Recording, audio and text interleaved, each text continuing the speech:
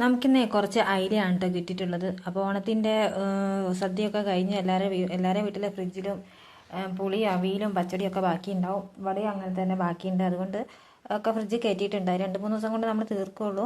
അതുകൊണ്ട് നമ്മൾ കുറച്ച് അയില എടുത്ത് കറി വെക്കാമെന്ന് വിചാരിക്കുകയാണ് കേട്ടോ. ബാക്കി നമുക്ക് അതിനെ കൊണ്ടൊക്കെ അഡ്ജസ്റ്റ് ചെയ്യാം. അപ്പോൾ അതെങ്ങനെ നമുക്കൊന്ന് മുറിക്കാം കേട്ടോ. ആദ്യം തന്നെ അയിലയുടെ 2 ഭാഗത്തും അയിലയുടെ അധികം കാണരുത് കേട്ടോ.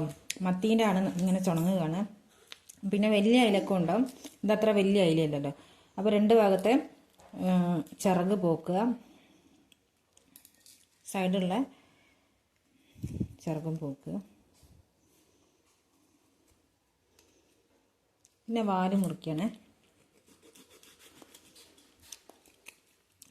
പിന്നെ ചെകള പോക്ക് 2 സൈഡുള്ള പോക്കിയെടുക്കുക.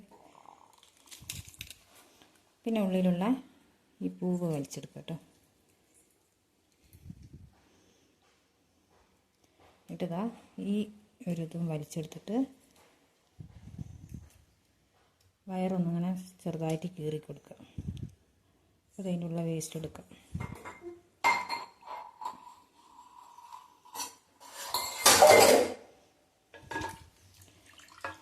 അപ്പോൾ അതെ ഇങ്ങനെ കിട്ടിയിട്ടുണ്ട്. ഇനി ഇതിൻ്റെ ചുണ്ടൊന്നും കൂടെ എടുക്കാം. ഇത് കണ്ണ് പോക്കുന്നതാണ് നല്ലത്. പക്ഷെ ഇവിടെ മക്കൾക്ക് ഇതിൻ്റെ കണ്ണ് നല്ല ഇഷ്ടമാണ്. അപ്പോൾ ഞാൻ ഈ ചുണ്ട് മാത്രമേ പോക്കാറുള്ളൂ കേട്ടോ. എന്നിട്ട് ഇതൊന്ന് നടു മുറിച്ച് കൊടുക്കുക. 2ആയിട്ട് മുറിച്ച് കൊടുക്കുക. അപ്പോൾ അതേ മുറിച്ച് കഴിഞ്ഞു. ഇനി നമുക്ക് മൊത്തം മുറിച്ചെടുക്കാം.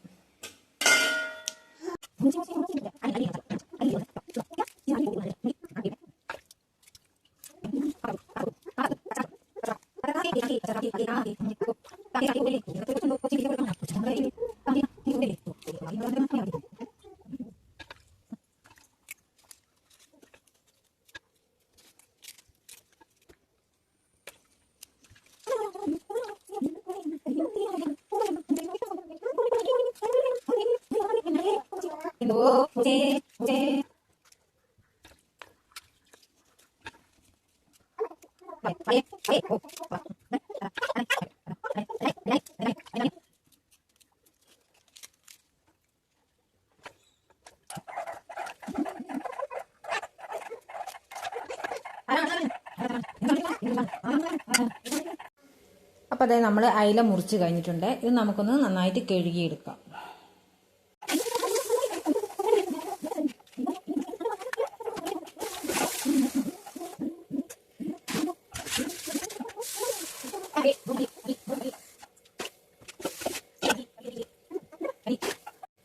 അപ്പോൾ അതേ നമ്മൾ അയില നന്നായിട്ട് മുറിച്ചെടുത്തിട്ടുണ്ട്.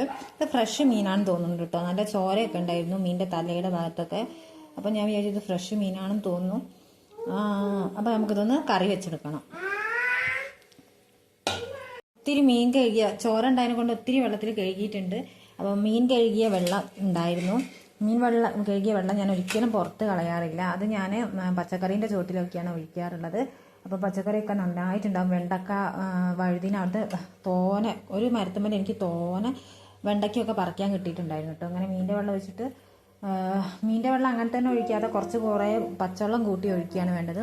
പിന്നെ തക്കാളി പിന്നെ ഇവിടെ അങ്ങനെ ഉണ്ടാവാത്ത സ്ഥലമാണെന്ന് തോന്നുന്നു. എന്നാലും കുറച്ചൊക്കെ ഉണ്ടായിട്ടുണ്ട്. ഇപ്പം വഴുതിനെയാണ് ഒരുപാടുള്ളത് ഇവിടെ. അതിൻ്റെ ചുവട്ടിലൊക്കെ കരിവേപ്പില അതിൻ്റെ ചുവട്ടിലൊക്കെ ഞാൻ ഒഴിക്കാറുണ്ട്. പിന്നെ തുളസീൻ്റെയും മറ്റേ കഞ്ഞിക്കൂർക്കൽ അങ്ങനത്തെ ഔഷധ സസ്യങ്ങളുടെ ചുവട്ടിലൊന്നും ഞാൻ ഒഴിക്കാറില്ല കേട്ടോ. അപ്പോൾ അതാ മീനൊക്കെ മുറിച്ച് കഴിഞ്ഞു.